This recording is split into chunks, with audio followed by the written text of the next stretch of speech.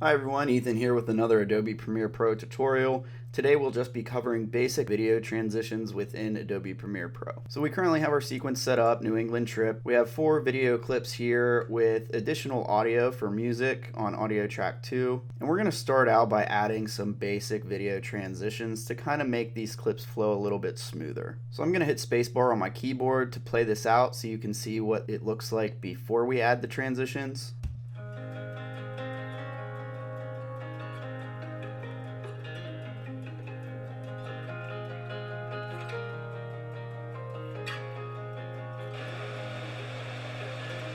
To get to our transitions, we're going to go to the Effects tab within our project panel. So we're just going to click on these double arrows here for our drop down menu, and then we're going to click on Effects. And we're just going to drop down the Video Transitions folder. And there are a lot of different options that you can work with. I would recommend kind of experimenting with them to see which ones work, which ones don't. And we're actually going to start out with Dip to Black. So I'm going to add this to the first clip by just clicking and dragging it over to the timeline. And since I have snapping on, it's going to snap to the beginning of that clip as is. And as you can see, the screen does turn black, and if we hit spacebar to play it out, it fades in. Now we can control the duration of this transition if we just hover over top. Let's go ahead and zoom in on our timeline by hitting plus on the keyboard. And if I hover over top of the right side of this transition, I can click and drag it to make it longer, or I can make it shorter as well. Another way you can work with the parameters of this transition is if you go up to Effect Controls within your Source Monitor panel, you can see where the transition is at the beginning of the clip. You can also set the duration of the transition by changing the numbers within this field. So I'm just going to type in 100,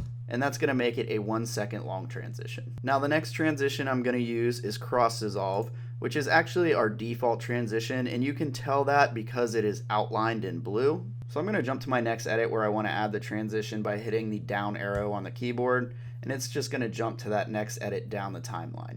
From here, I'm just going to click and drag like I did with the Dip to Black transition, and I'm going to put that right in the center of these clips. Now, whenever I click on Cross Dissolve, you can see within the effect controls that we have some different options here than we did with Dip to Black. This is because there are 2 clips side by side, and we have the ability to click and drag it and move it left and right to change where the transition actually happens. We can also click on the alignment drop-down menu, center at cut, start at cut, and end at cut. However, I'm just going to leave it at center at cut, and then I'm going to move my playhead over and see how this looks.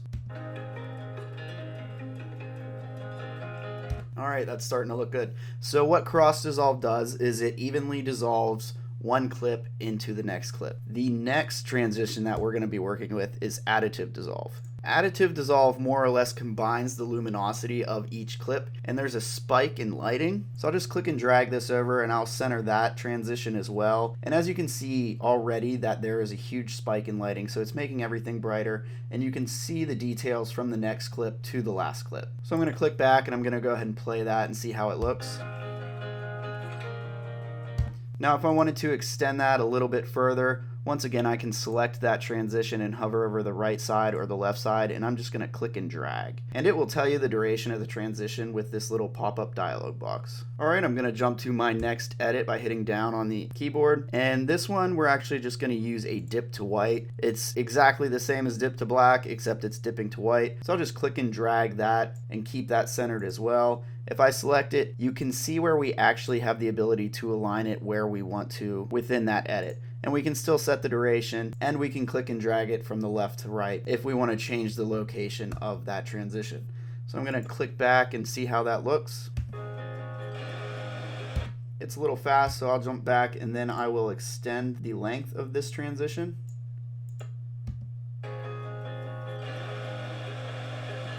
We're going to end with what we started out with by dipping to black. So once again, just clicking and dragging and placing it on the end of this clip. Now if I jump to the beginning of my sequence by hitting up on the keyboard, I'm going to render these effects out so it plays in real time. So to do that, I'm just going to go up to Sequence, and I'm going to render into out. That way we don't have any choppiness or delay whenever we're previewing our video.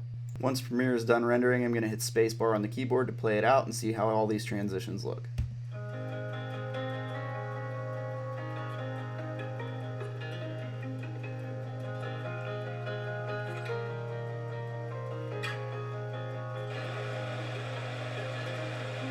Alright, that's starting to come together pretty nicely. As you work with different transitions and different effects within Premiere, you have to remember sometimes less is more because it becomes a bit much and distracts from the video if you're using a transition between every single cut. Subtlety is definitely the best practice here when using transitions. And that concludes our tutorial on basic video transitions within Adobe Premiere Pro.